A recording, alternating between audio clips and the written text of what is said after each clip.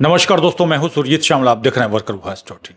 दोस्तों, contract worker, outsource worker के लिए ईएसआई के बारे में लेबर कोड लागू होने के बाद क्या क्या सुविधाएं मिलेगी, इसके बारे में केंद्रीय श्रम मंत्री श्री मनसुख मंडाविया ने पार्लियामेंट के अंदर क्या जवाब दिया, न केवल उसको सुनवाऊंगा बल्कि उन्होंने जो कहा है उसके बाद आम जो मजदूर हैं, कर्मचारी हैं, आउटसोर्स वर्कर हैं, उनकी क्या जरूरत है उसको भी बताऊंगा।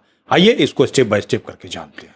दोस्तों, आपको बता दूं कि किसी भी कंपनी या ऐसी संस्थान के अंदर काम करते हैं जहां 10 से अधिक कर्मचारी हैं, ऐसे में ईएसआई के तहत आपकी कंपनी को इनरोल होना होता है और साथ ही आपको भी रजिस्टर्ड कराया जाता है।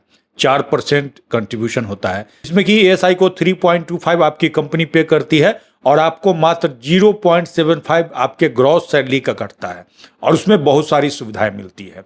आपको बता दें कि अभी केंद्र सरकार की तरफ से जो आपके लिए लेबर कोड लागू किया गया है, आउटसोर्स कर्मचारियों के ऊपर क्या क्या बेनिफिट मिलना है, इसके बारे में केंद्रीय श्रम एवं रोजगार मंत्री श्री मनसुख मंडाविया ने लोकसभा के अंदर क्या कहा है, मैं सीधे आपको सुनवाता हूं। जब लेबर कोड लागू होने से सोशल सिक्योरिटी को हम बढ़ावा दे रहे हैं। ये देश है जिसमें 2014 के पहले केवल देश में 29% लोगों को, 19 करोड़ लोगों को सोशल सिक्योरिटी का बेनिफिट मिलता था। पिछले 12 साल में मोदी गवर्नमेंट में हो एक्सेस बढ़ा के आज देश में 68% यानी कि 101 करोड़ लोगों को सोशल सिक्योरिटी देने वाला ये देश बना। सोशल सिक्योरिटी सुनिश्चित हो और इसके लिए एसिक में हमारे न्यू लेबर कोड हमें प्रावधान करता है कि एसिक में पहले कई स्टेट बाहर थे, कई स्टेट ईएसआईसी के लाभार्थी नहीं थे, ईपीएफओ में उसको लाभ नहीं मिल रहा था।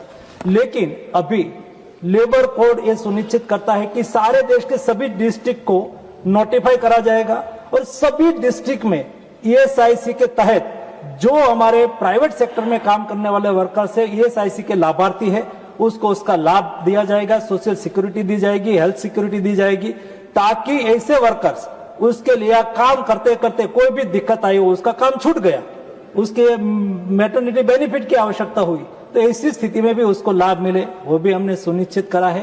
और माननीय सदस्य ने अपने प्रश्न के प्रारंभ में कहा कि उससे क्या कोई असेसमेंट करा गया है। हमने 2025 नवंबर में देश में लेबर कोड लागू करा और मई 2026 में हमने उसका रूल्स का इम्प्लीमेंटेशन करा। सभी स्टेट अपने रूल्स को उसके साथ अलाइन कर रहे हैं और स्टेप बाय स्टेप इम्प्लीमेंट कर रहे हैं। ऐसी स्थिति में हमने एक प्राइमरी सर्वे करा था और हमारी गवर्नमेंट इंस्टीट्यूट ने VVGNLI करके हमारी एक लेबर इंस्टीट्यूट है, उन्होंने एक व्यापक सर्वे करा। उस सर्वे में वर्कर्स की ओर से जो फीडबैक आया, ये मैं आपके द्वारा सदन को, देश को बताना चाहूंगा।